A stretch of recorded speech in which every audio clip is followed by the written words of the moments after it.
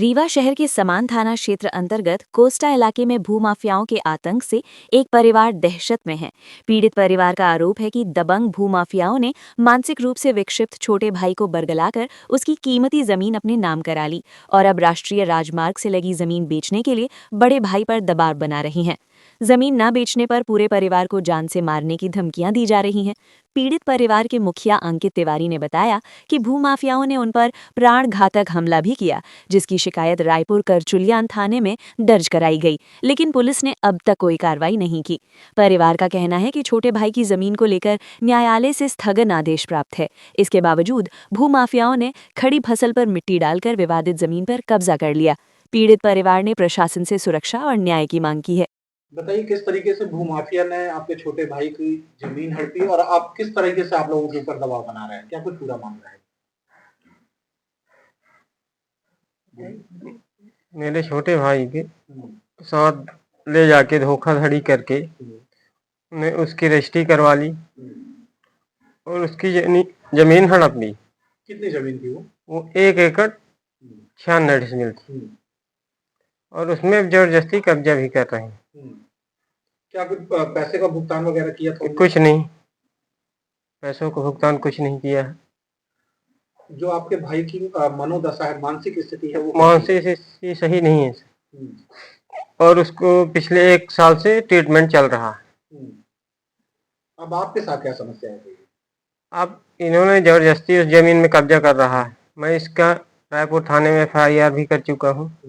अब ये लोग जबरदस्ती जान से मारने की धमकी मेरे पूरे परिवार को दे रहे हैं, जबरन कब्जा कर रहे हैं और ये आए दिन हम लोगों के साथ कहीं एक्सीडेंट जैसे वारदात को अंजाम देने के लिए।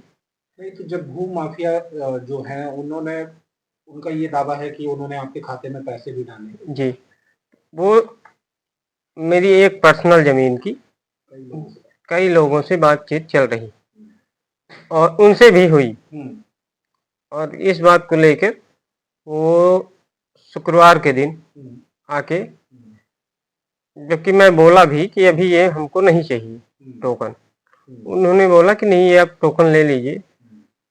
फिर बाद में बातचीत होती रही और मैं फिर भी बोला कि जब तक अभी कई लोगों की बात क्लियर नहीं होती तब तक अभी टोकन नहीं लेना।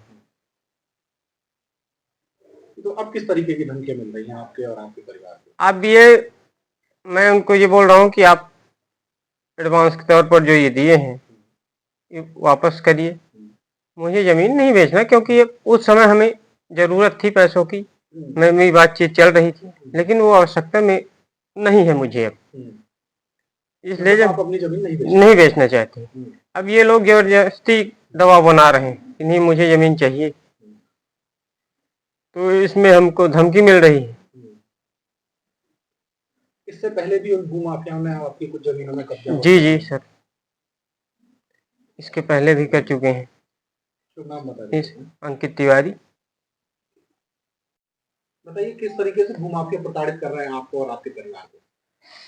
मेरे पति को धमकी दे रहे हैं, उनकी जान को खतरा है और कहीं भी निकलते हैं, आते हैं, जाते हैं तो उनको धमकी देते हैं, पकड़ने की कोशिश करते हैं कि जान से मार देंगे और घर में भी धमकी दे के गए हैं और मारने के भी बहुत किए हैं। और मैं पहले भी आपके पति के ऊपर हमला हुआ है? हाँ, हमला हो चुका है और अमन तिवारी और सुभाष तिवारी की, एक मेरे जेठ हैं सुभाष तिवारी, अमन तिवारी भतीजा है, अमन तिवारी ने किया है और इन्हीं के द्वारा सब कर रहे हैं। यह हो रहा है। इसकी शिकायत पूर्व हमले की कहीं दर्ज कराई क्या? हाँ, रायपुर थाने में कराई थी, तो वहाँ कोई सुनवाई भी नहीं हो रही है, आज तक नहीं हुई। 4-5 रिपोर्ट पड़ चुकी है, लेकिन अभी तक कोई सुनवाई नहीं हुई है। तो क्या आपके जेठ और जेठ के लड़के हैं वो भूमाफियाओं से मिले हुए हैं? जी हाँ, मिले हुए हैं, उन्हीं का करा धरा सब है, वही लोग करते हैं, वही लोग फंसाते भी हैं। अभी ये जो जमीन का सौदा हो रहा था, लगभग कितनी जमीन होगी? 1 एकड़ है। शुभ नाम क्या है आपका? ललिता तिवारी।